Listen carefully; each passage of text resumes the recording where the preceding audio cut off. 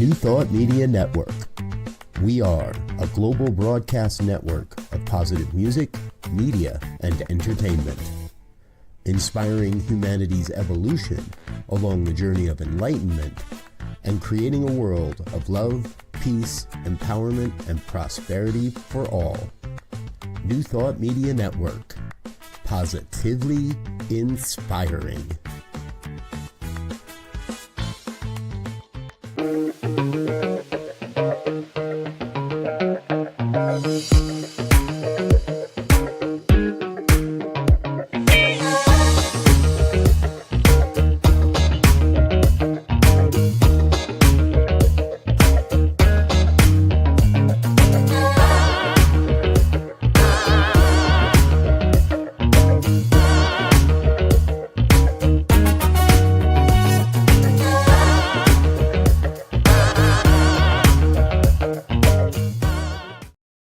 And hello again, dear ones. Dr. Robert with you over here. I'm going to introduce myself. I'm Reverend Bill over here. Everybody right on the downbeat there. All right, let's try this again. Dr. Robert with you over here. Reverend Bill over here. LZ, LZ right here. This is New Thought Today for May 27th, 2025. It's the end of the May. It's end of the May. We're moving into the summer months, and it's going to be a great show because our dear friend Reverend Dr. Bill Marchiony, all the way from New Thought, Philadelphia, is with us today. Dr. Bill, good to see you, sir. How you been? Wonderful to see you as well, Robert. You too, Z. It's nice to be back here on what I think of as the grown-up show that you guys do. I don't think I'm going to ask what your description of our other show is. So. Oh, ministers talking stuff on Friday mornings? Yeah. That's the teenager version of your show. Yes. And we like it when you come on both of our shows, either of these shows. So part of the New Thought Media.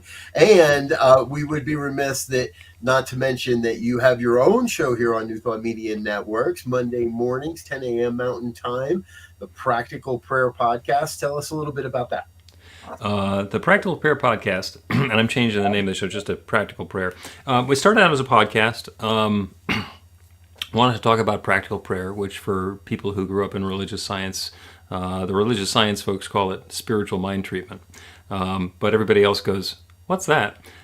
So I rebranded it as Practical Prayer.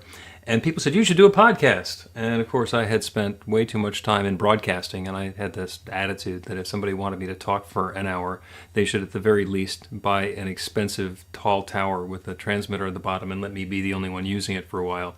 That wasn't going to happen.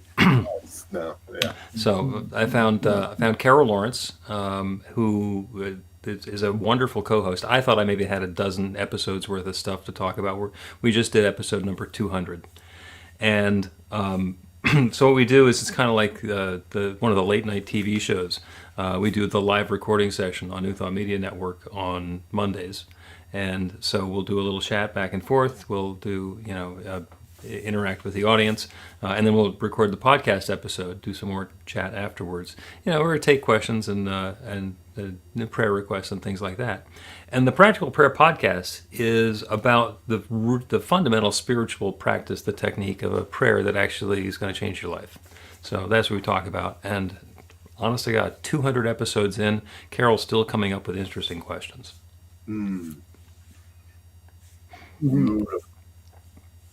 Love hearing it. So that happens, I said 10 o'clock earlier. My apologies, folks. That happens at 11 a.m. Mountain Time on Mondays here on the New Thought Media Network. And, of course, you can catch all those back episodes, 200 episodes. I didn't realize you had that many of them already. So, wow. 200 episodes. Yeah. All right. I love it.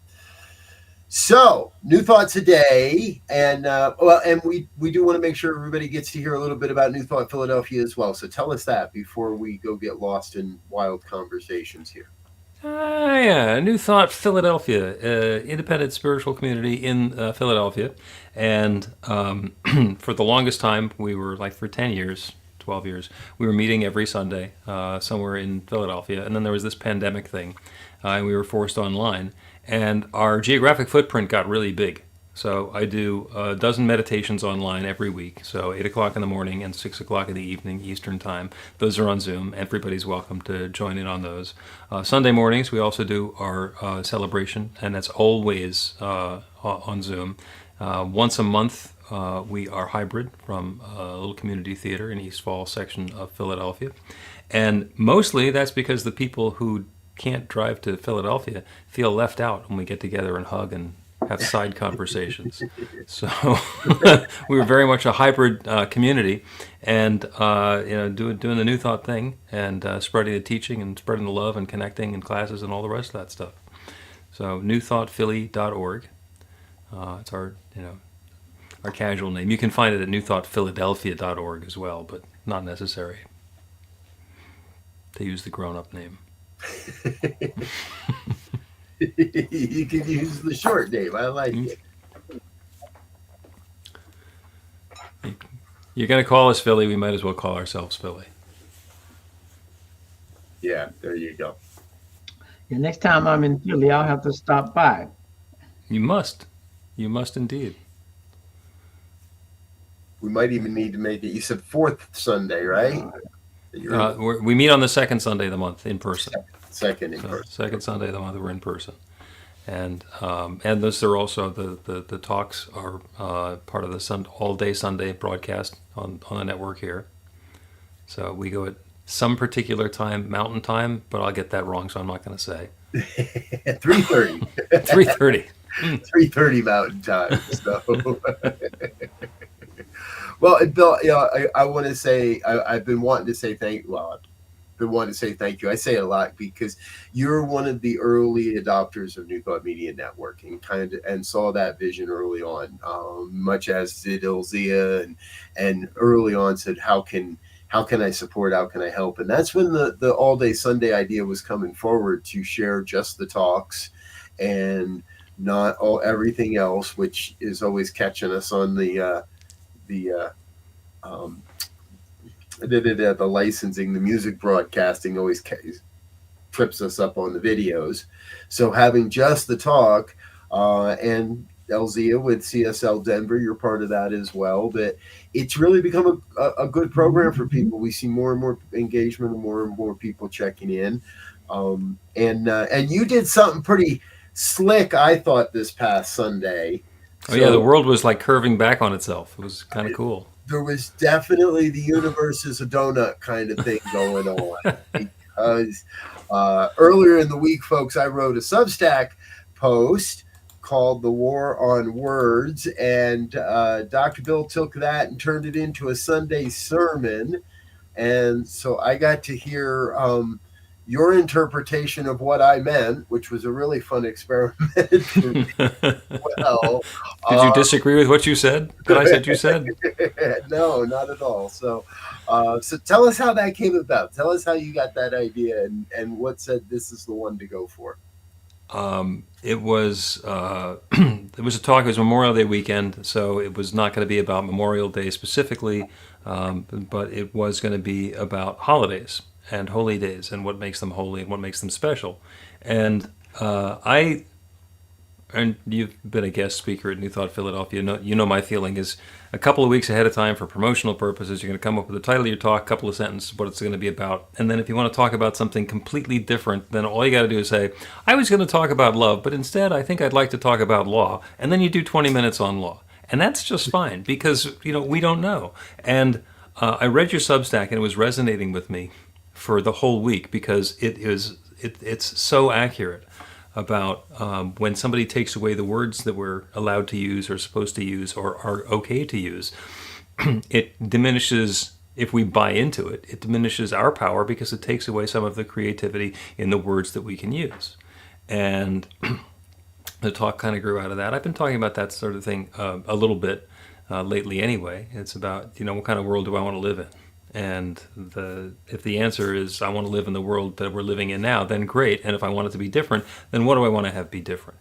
And part of that is the words that we're going to be using. And I tied that together with every couple of weeks there's another national protest that makes it into the news about people in every little town everywhere getting together and protesting all the things that the government is doing that people are not liking. And usually the anchor event is in Washington, D.C. And on the next one is going to be June 14th. And they're telling people not to go to Washington, D.C. because there's going to be a military parade. And the administration will think that the people who are there to protest them are actually there to celebrate their parade. So they moved the anchor event to Philadelphia. And at the first protest gathering, Brendan Boyle, who's the congressman in Philadelphia, made some remarks to open the little rally thing. And he ended by saying, yeah, and in Philadelphia, we have a really good record against asshole kings. So listening to that on Independence Mall was kind of fun. So we tied all of that stuff together into the talk on Sunday, and was really happy, Robert, to be able to use the words that you so clearly and concisely put together. Because amen, right on, you got it. Right on. Thank you very much. And I do appreciate the fact that the No Kings March or rally or whatever name they have assigned to it is the anchor city is in Philadelphia. And my understanding, folks, it's noon to 4 p.m., whatever time zone you're in at your state capital, or perhaps any other type of building you'd like to stand in front of that day. And I don't know if this works or not, but I went and I reserved myself 2 tickets to the parade in Washington, D.C. Just in case I end up there. But just in case, that way their numbers are not right either.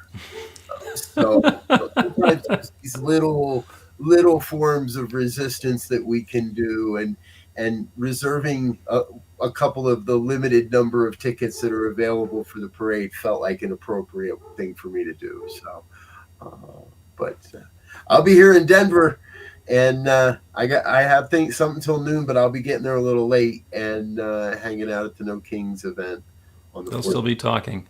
They'll still be talking when you get there. Yep, exactly.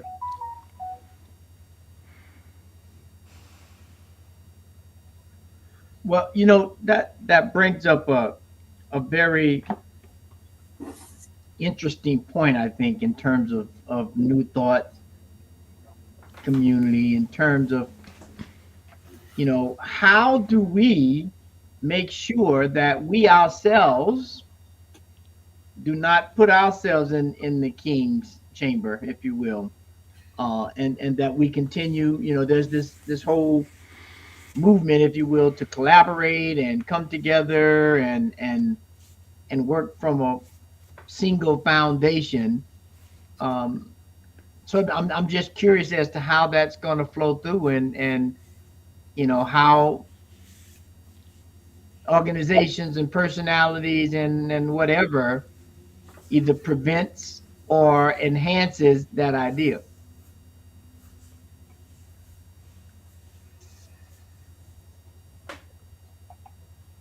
You waiting?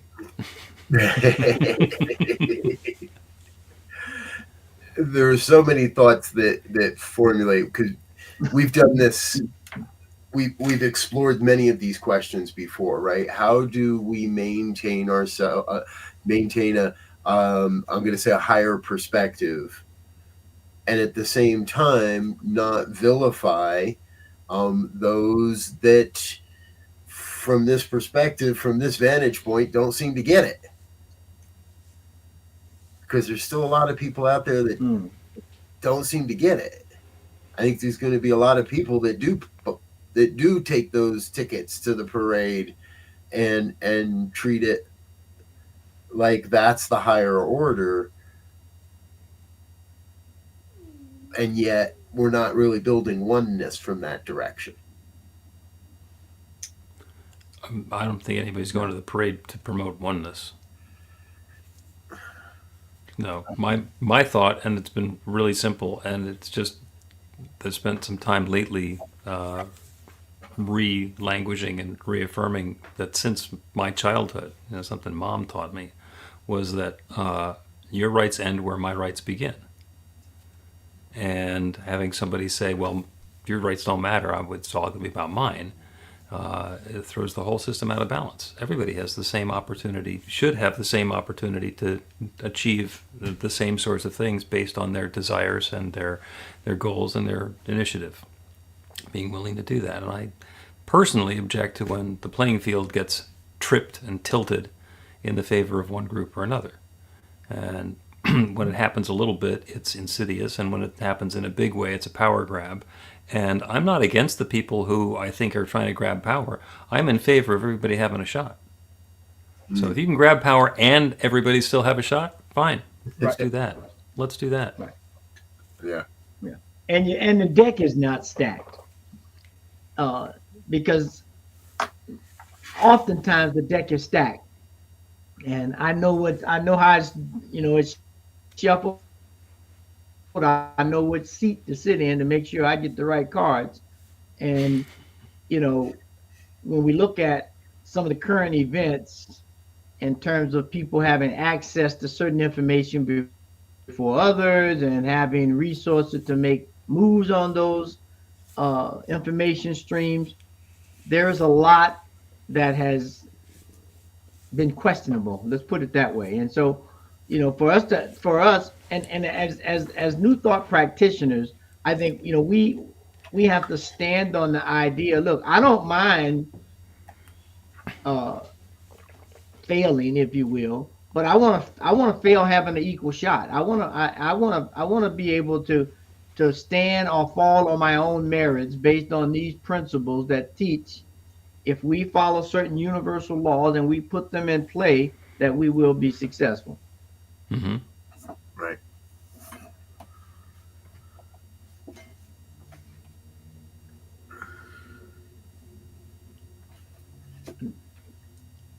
Go ahead, Robert. I want to hear what you have to say. Not just right. Wet his whistle before he got in there. You're warming up.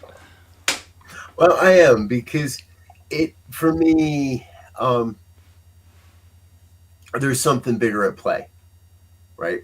We're talking about we're talking about words, and we can talk about how all the how we position ourselves for a future in New Thought, which is what we often talk about in this conversation. There's something that keeps bugging at me today, and it's that yesterday was Memorial Day. And I'm not here to put anybody on the spot, but I learned something about Memorial Day that I never knew before. And that Memorial Day really originally has absolutely nothing to do with soldiers. The first Memorial Day was Charlotte, North Carolina, 1868 or something. Mm-hmm. And it was a proper burial for people of color, for specifically a large group of men of color who were buried in a mass grave as part of the Civil War. And it was they exhumed the bodies and dug individual graves, and it was on what is now Memorial Day that project was finished, and there was a celebration of that. So to me, I've been kind of wrestling with this a little bit, that there's another place where we co-opted, where white heteronormative militaristic consciousness co-opted another race's cultural, not even cultural, just and Historic, and in many ways we're still doing it. We're not doing it, but we're allowing it to happen. Far too many people are allowing this mental genocide to happen again, to erase our history. Yeah. And I want New Thought to do something about it. I want Yeah. New Thought And to do something new to change that.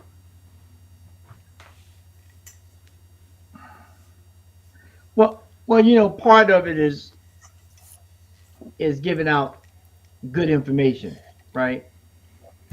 And as Bill said earlier, asking good questions so that it inspires even the one who asked or the one who's answering to take a deep dive on a specific topic, right? I was watching one of the great reality shows, The Amazing Race, the other day, and they were in Budapest, and they had to go find this little village and do some tradition that they've been doing since the place, got started. And I thought to myself, I said, well, when was Budapest officially Budapest? So of course I went and looked it up after I asked the question. 641 AD, Budapest was established officially, Okay. right? So now you think about the tradition and the history and all of the stuff that's in all the bricks and dirt and plants and people, if you will, that are there, that if you have one opinion about them, if you start looking about and going through the history, you may have a difference of opinion. Your thoughts may change about something that you heard about Budapest.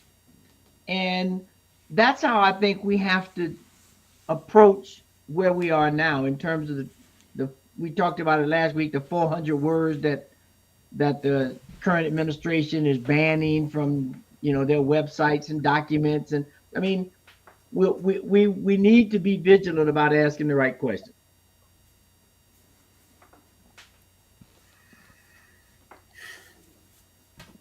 Yeah. So what questions are we asking, and what are better questions to ask?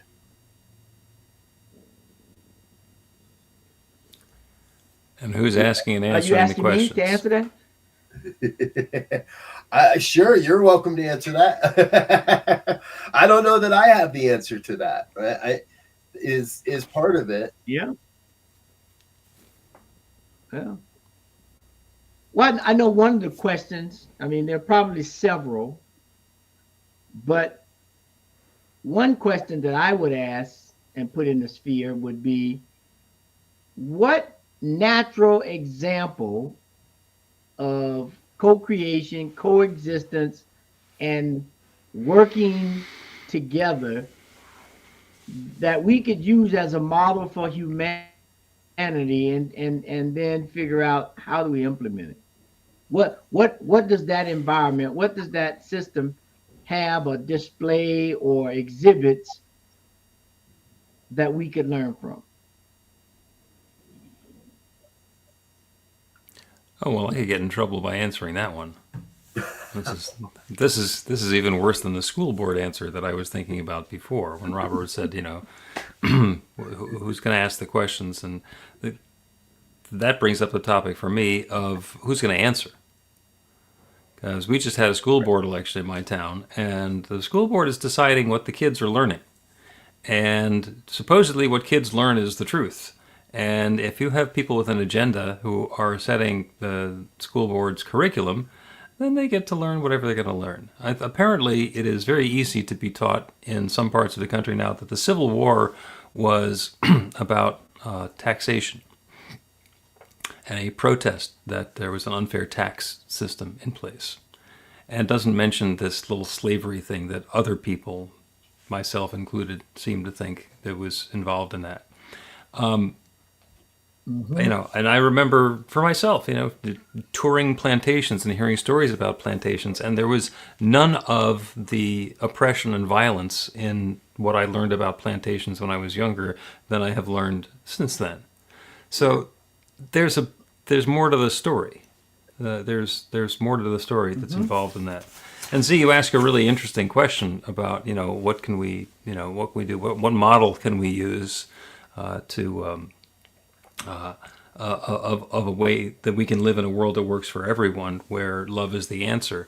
And unfortunately, the model is Christianity, but that's taken an ugly turn lately. Because there are people who are using Jesus' wonderful teachings as, we're just going to call this Christianity and then say what we want to do in the name of Christianity and have it have nothing to do with what Jesus said. So, I'm more and more becoming a huge fan of Jesus. I saw a great bumper sticker a number of years ago. It was from, I think it was Gandhi, who said, "I love your Christ. I don't like your Christians, but I love your Christ." And Not very Christ-like, yeah. yeah, and so, do what he said to do. Behave the way he not only said to behave, but he behaved himself. And he got in a lot of trouble for behaving that way. The people who were in charge at the time were not very happy with him sitting down with, lepers and prostitutes and saying, "Love everybody." They were all kind of aghast at that, and it led to an awkward encounter. But if we're actually going to follow the teachings of Jesus, not the teachings of what somebody said that Jesus would have meant if he were here right now, and this is what you have to do because I found a passage in Scripture, and all you got to do is repeat that passage in Scripture and do what I said, then everything's going to be, my way, and that's correct. We have missed the point. We have missed the point. Which reminds me, we're only about 20 days away from season 5 of The Chosen, which I am anticipating highly and looking forward to, because I love that program. It isn't because it isn't somebody telling me what Jesus meant. It is an accurate and contemporary representation of this is what it might have been really like. And here's a guy talking with people and performing miracles and all the other inconvenient events that occur within that story. So I remember I've told this before, when season 3 was coming to a close, my wife and I were at dinner one night and I was like, "Come on, I gotta go. The Chosen season finale of The Chosen is on." And she kind of looked at me and said, "I got to know how it ends." Then she looked at me a little sideways again. I was like, "Oh, yeah, you're right. I guess we do know how it ends." So that's when I thought they were only going 3 seasons. So. I thought she was going to say, "I thought I was your chosen." Yes, very true. There you go. Absolutely. So I love it. Well, there's this thing about Jesus, real quick, in that I brought it up to someone the other day, and I'm going to have to go down the rabbit hole about Jesus's time in Egypt, and what did he learn? Now, what did he have access to learn, given that Egypt was a big mystery system place, had all these esoteric and metaphoric teachings. I know he was young when he went there. He was only a couple years old or something like that. But they stayed there for a minute until Herod died.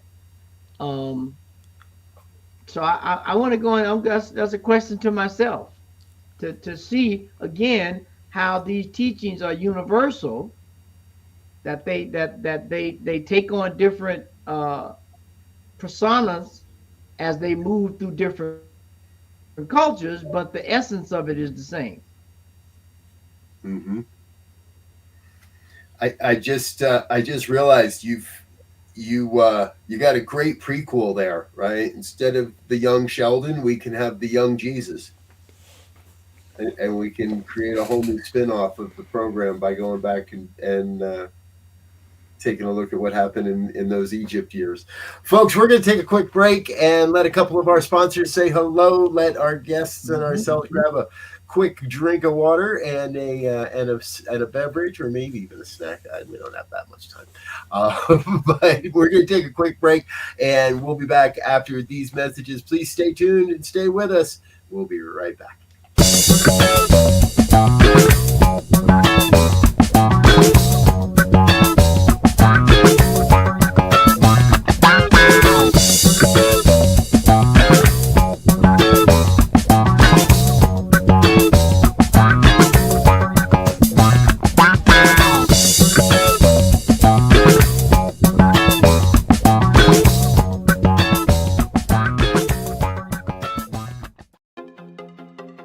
Welcome to the Convention of the Americas 2025, Rising Together. Join us for a truly bilingual retreat experience on the shores of the beautiful Lake Chapala, Mexico. July 22nd through July 26th, 2025, at the Hotel Villa Monte Carlo in Jalisco, Mexico. Featuring Reverend Jeffrey Ryan, Dr. Jose de Lira Sosa, Reverend Dr. Kathy Ann Lewis, Reverend Dr. John Waterhouse, and Reverend Dr. David Bruner. Registration is now open, and payment plans are available. Simply visit www.conventionoftheamericas.com. Come be part of a transformative gathering with powerful presentations, workshops, networking time, and just good old relaxing and connecting. Plus, you can learn more about the science of mind and how to live this powerful philosophy in your life. Transform your life at Convention of the Americas 2025, Rising Together.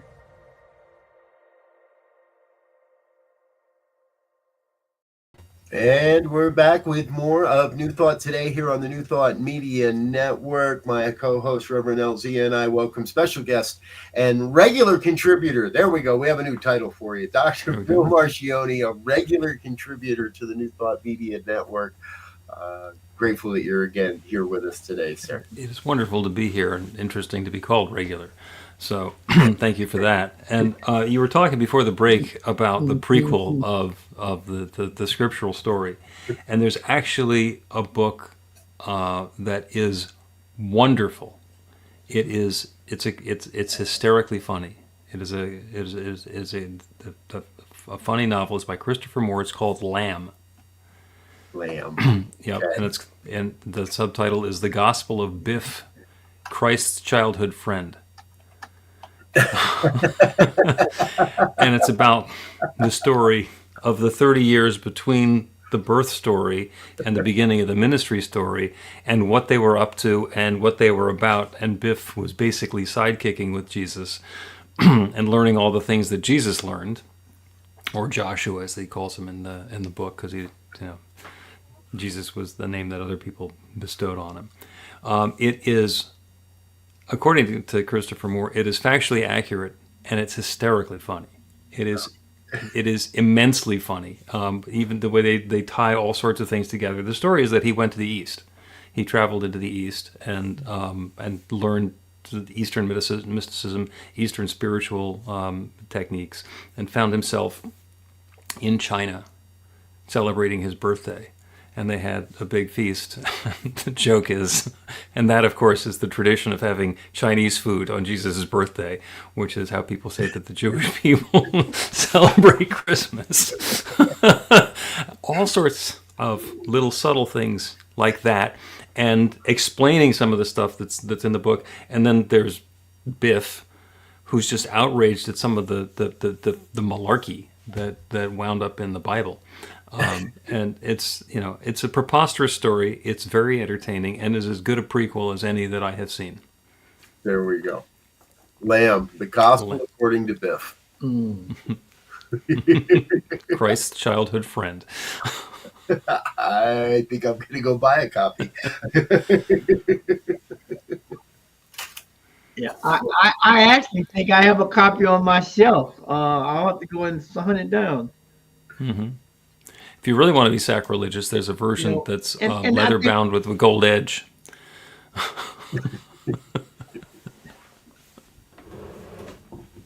Some weight, add some weight to it, add some weight to it, to the story. Scriptural.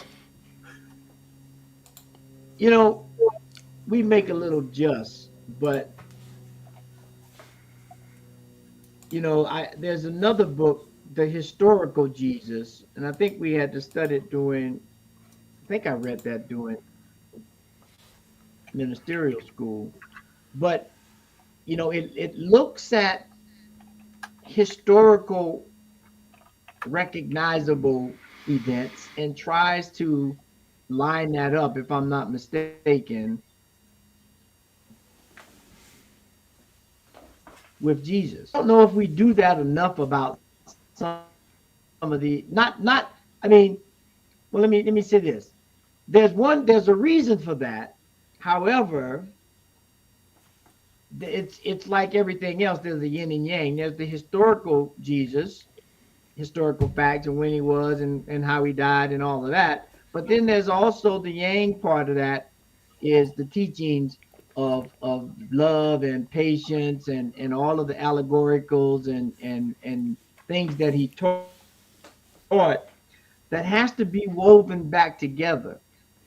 And I think what winds up happening a lot is we take it as two linear streams and never shall the twain meet, which causes a lot of confusion. I completely agree. Yeah, I have long contended that the Bible, which is wonderful, is historical and metaphorical and metaphysical, and the sections are not labeled. Mm-hmm. And if you if you make the mistake of thinking that something metaphysical is historical, then you're down the wrong rabbit hole. It's not going to lead anywhere. And there's a bunch of stuff, especially in the New Testament, where Jesus is not telling the story straight up. Right. He's telling parables. He's specifically being metaphorical. Mm-hmm. And they asked him, why do you do that? He says, because if I tell you the truth, you're not going to understand it. So I tell you a story so you understand it. The story's not true. The story's not true. He told the story to make a point. Don't believe the story. Listen for the point of the story. Hi. Yeah. That seems Of like course, it when would you be- say that, the Flavor Flav. No, I was gonna say when you say that, the Flavor Flav statement comes into my mind that says, "Don't believe the hype." Mm-hmm. Right.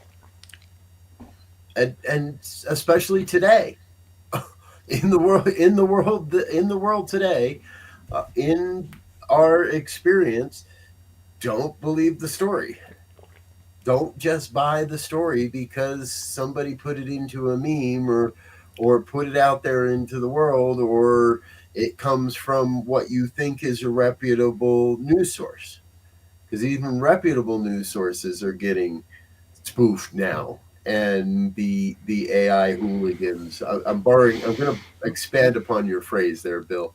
You like the term hooligans? Yeah, you got me falling in love with the term hooligans because it's accurate. And now the AI hooligans are out there and they're creating story of so and so did this, and here's these really bad AI images that try to make you think it's this celebrity or that celebrity. I mean, when Kaylee Kukoa, however you say her name, when she sends you a friend request on Facebook, it's not real.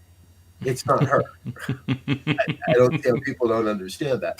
But sorry, get off track here a little bit. But back to my point, we've said it before. We live in a post-truth world. It is incredibly difficult to discern what is truth and what is not without multiple corroborative evident, sources. And that's why we're not here pushing conspiracy theories that our president is a Russian mole with the code name of Krasnov, or however you say it. Yeah, we're not going to mention that. We're not going to mention that. We're not going to mention that birds aren't real.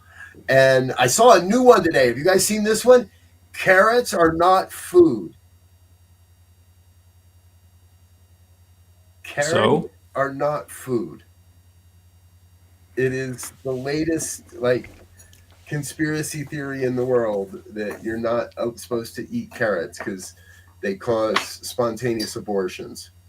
They're like the morning after pill. Carrots. Are we going to outlaw carrots? Look it up.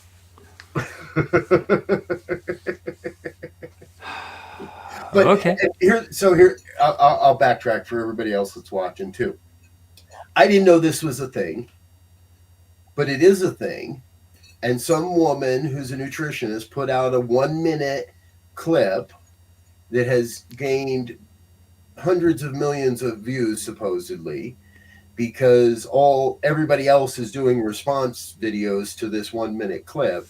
And she basically says that carrots are not food, they're engineered, and the original carrot was the something out of England that barely looks like a carrot and in high quantity, but it's all cut together in this 1 minute clip that's all fake. And I watched a video of a guy taking it apart, going, okay, here's where she's faking the evidence, here's where she's faking the evidence, here's where her hypothesis breaks down.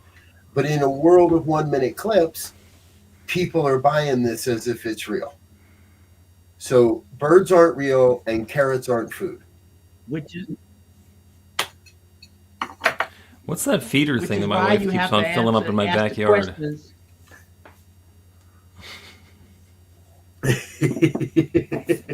Yeah. We keep on buying seed for non-existent birds. Uh-huh. Strange. Yeah. Strange. Okay, so they take the seed and they take the seed back to their hives, to their landing pad places, to their recharging stations, so that you think they're being fed, they're eating the feed, but they're not really. The birds are robots. cool. Yeah. That's some nice tech, and it's wonderful that it doesn't take any people to keep it working. Well, yeah, that's why they land on wires, because they recharge when they land on the wires. Bill, you haven't heard this? You know, No, I guess I lead a sheltered life. This is slightly, yeah, and this is slightly disturbing in that if we have people who believe this, Right. and they're they're influential and they're propagating this, then we got to ask more questions for sure. But we there's something else we got to do. I don't know what that is. I got to figure that part out. But that is the challenge that we have right now with so much stuff coming out of politics in terms of all kinds of stories, all that you know, and they're like 1 minute clips that's allowing us to forget about the humanity of this planet. That's allowing us to be suspect of someone because of the way they show up, whether it's their race, creed, color, sexual orientation, or whatever. And if yours don't look similar to mine, I'm going to outcast you. Right. That story can only go for so long without dire consequences, like this story of birds landing on the wires to be recharged. I mean, imagine if that got around. I mean, really got around. Yeah, it has. Devastating. People would stop eating chicken and. So, Bill, the birds aren't real is a real I have to story. go look it up. It's a real story. A man went to a Trump rally, and I forget what year, and he looked around and he realized he felt like I could get away with anything here. So he picked up a poster board and a marker and he wrote, "Birds aren't real." And he spent the entire day traveling around this rally, and people would ask him, "What do you mean?" And he would spin a tale. And every time somebody stopped, he'd add a piece to the tale, and he would add a piece to the story, and he would add a piece to the story. Well, you can go buy Birds Aren't Real merch right now on their website, $50 for a t-shirt or a hat or things like that. But it got to the point by the end of the day, people believed him. And it is now it is now out there. On Wikipedia, you can find it. And it's listed as but look around and you'll see it in movies and other places, little stickers and little signs that say birds aren't real. And we have lost our ability to question in some ways, not everybody and not all of it, but I want to bring it back. Many have lost the ability or the willingness to think about what's being fed to them in a critical way. And because this woman cuts together a 1 minute video that looks like she's on a stage, that looks like she's given a big talk to somebody, to a whole group of people, is completely fake. And in 1 minute, she's convincing masses amount of people to believe that carrots are not food. So, the king's not the king. But I think New Thought, I'm going to bring this back around for some more spiritual type stuff. I think New Thought is the people of New Thought, excuse me, are being called to stand up and say the emperor is wearing no clothes. Amen to that. I completely agree with you. And the first point that I will make is be smart. You know, when anything comes up, you can check it. And it's easy enough to check it. And you don't necessarily have to Google everything to check it. There are search engines that you can use to verify stuff and see if you can find it from a different source. So, and I'm going to ask each of you, what are your, top 1 or 2 or 3 trusted sources? Where do you go to check a story to say, is this actually a thing? I've seen this birds aren't real thing. Let me find out more about it. The ones that my favorite go-tos are the Associated Press and Reuters. Yep. And the BBC and Google. Yep. And sometimes all of them. And I keep an eye on Fox because if Fox is reporting on it, it's not that I necessarily believe they're reporting, but I trust that it is a story that I might want to find some other sources on. Right. I like to see how they're spinning it. I do like to see how CNN spins it, because not that I am a diehard CNN fan, but I do like to see how they spin it as well. I'm kind of with you, but I like to look at a few of them. And on Friday mornings when we get together to do Ministers Talking Shit, I have several tabs open with AP, Reuters, BBC, sometimes Al Jazeera. Don't spend much time on RT, but I do consider what Al Jazeera is saying as a source of perspective on what's happening. If you check Al Jazeera for stories that don't have anything to do with the Arab world, and you check RT for stories that don't have anything to do with Russia, then there's probably going to be some pretty good information. And other than that, there might be a little propaganda mixed in. But again, be smart. There's thing going on in the news today that another $100 million worth of contracts that the federal government has with Harvard University are being canceled. And the flippant comment is, and we're thinking about giving the money to vocational schools. And I think vocational schools are wonderful. And I think that there's a lot of possibilities for people going to vocational schools.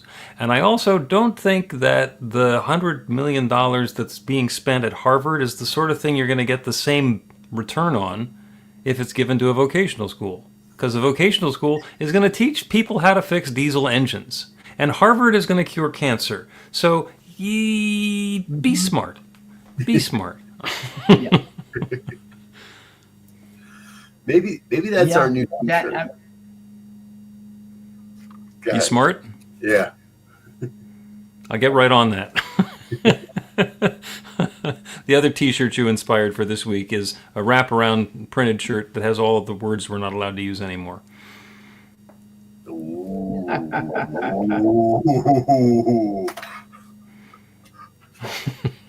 Yeah, one source that I use a lot is PBS.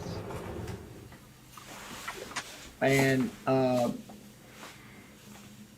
I then kind of compare that on both sides. What's on not that they're exactly in the middle, but then I look at both sources on what I consider to be on the side to try to narrow it down, because it becomes very challenging to find good sources now. It really does. Yep. So be smart. Multiple sources. Use the bad words you're not supposed to use. Read banned books. There's a lot of things we can do. And reserve a couple tickets to the parade. What the hell?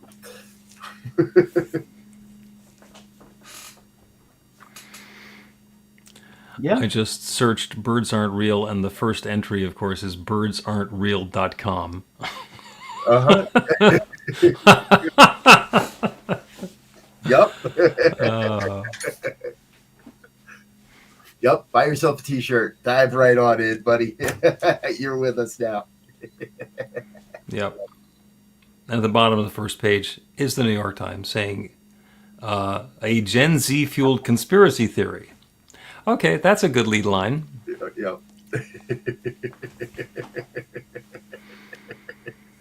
Yeah. All right. We're going to have to wrap this up here sometime, folks. But before we do, I do want to share something else because, Dr. Bill, you and I have had the pleasure of sharing an experience, a multi-year experience now over a number of years of connecting through the affiliated New Thought Network and the work that organization does. You are currently an employee of, and I am currently a trustee of, and we sit and in many ways, I love the work that ANTN, the Affiliated New Thought Network, is doing in the world for New Thought, bringing us together in love and compassion.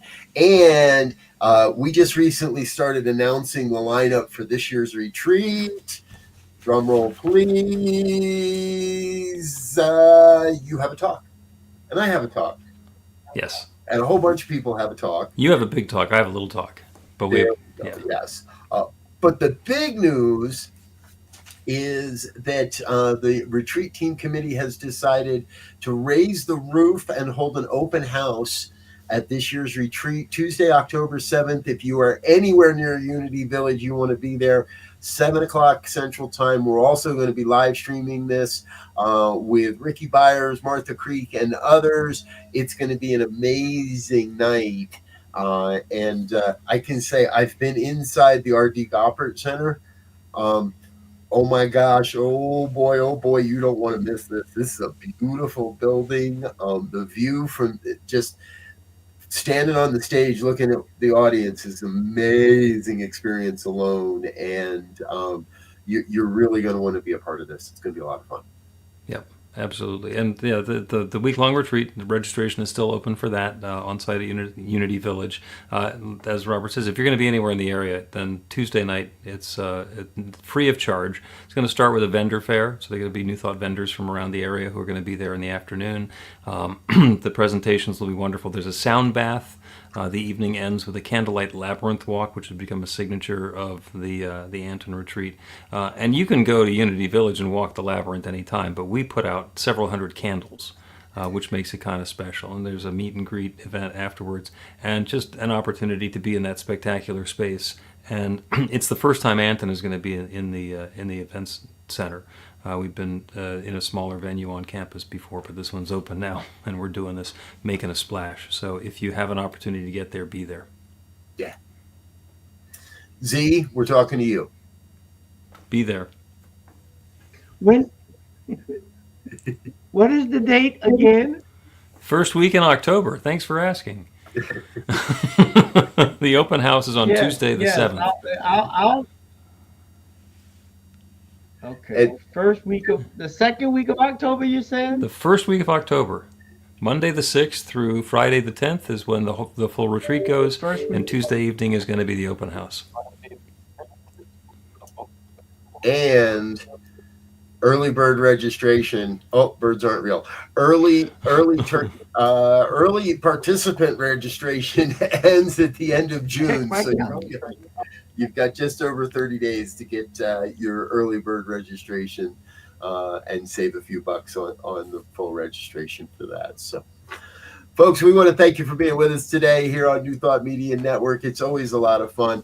We've got just a couple minutes to go around and do our final thoughts, but to give our guests a chance to prepare for that, we're going to say thank you first to our organizational sponsors and individual donors. Please don't go away. We'll be right back with our final thoughts. Please help us say thank you to our organizational sponsors, including the Hefferland Foundation, Affiliated New Thought Network, International New Thought Alliance, Science of Mind Archives and Library Foundation, Center for Spiritual Living Denver, Center for Spiritual Living Midtown, New Thought Philadelphia, Planned Happiness Institute, Summit Center for Spiritual Living, One Heart Retreats, Center for Spiritual Living on the Lake, Unity Kitchener, Unity Spiritual Center, Ottawa, Om Center for Spiritual Living,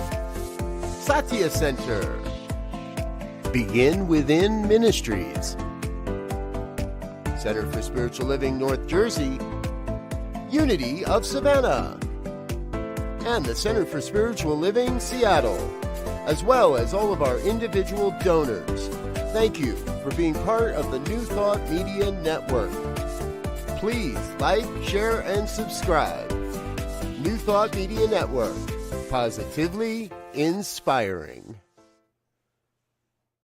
Yes, thank you to all of our organizational sponsors and individual donors. And if you're still watching after all this, thank you for staying with us through till the end of this. It's always a great conversation here on Tuesdays. Be with us next week when we have Reverend Dr. Jesse Jennings with us on New Thought Today. Going to be a great conversation. All right, let's wrap it up. Rev Z, final thoughts. Yeah, well, ask the question. Ask the question and then get involved. We're at a state and a time where being on the sideline, I've said it before, I'll say it again. Right now, life is not a spectator sport. You can't sit on the sideline and cheer. You got to get in it. And the way to do that is to ask questions and get involved. Amen. Amen. Be smart. If you consider the possibility that birds aren't real, then get yourself a bird and take it apart.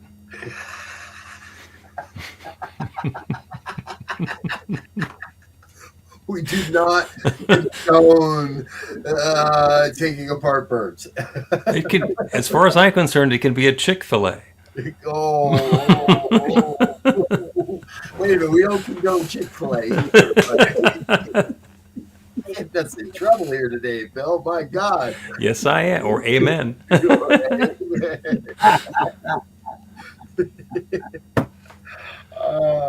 Elzia, I want to tag on to what Elzia said. I'm not touching the Chick-fil-A. Elzia said that ask questions and get involved, and I'm all on board, and I want you to get involved by asking questions as well. Ask questions of your legislators, ask questions of your congresspeople, ask questions of your neighbors, ask questions of anyone you can get in touch with.